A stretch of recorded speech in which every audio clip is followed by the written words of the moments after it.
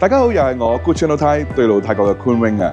作為香港生產力促進局 HKPC 資創企業家網絡企業醫生，今日受邀出席政府資助與科技博覽2025，為廣大嘅企業提供可靠專業嘅出海泰國諮詢服務嘅。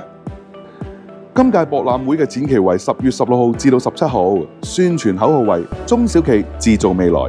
匯聚超過80個來自政府資助部門、科技服務供應商同埋行業機構，協助企業把握出海發展機遇。過往4屆博覽會合共超過66000人次參加，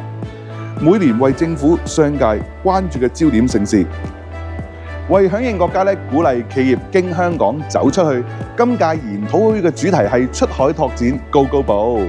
匯聚各出海專業服務機構，並透過研討會深度剖析一帶一路政策底下嘅營商機遇，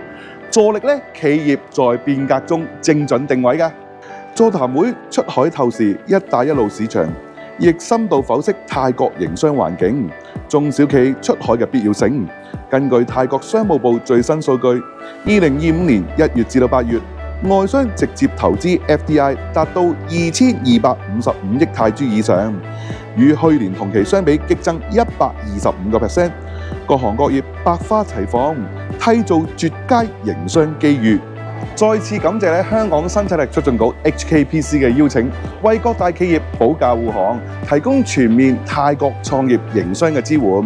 作為企業出海首選合作夥伴，至今已協助過百間嘅企業成功出海泰國，成立100% 全外資泰國控股公司。歡迎 WhatsApp 或者致電84003589聯絡我哋嘅專業顧問，了解更多。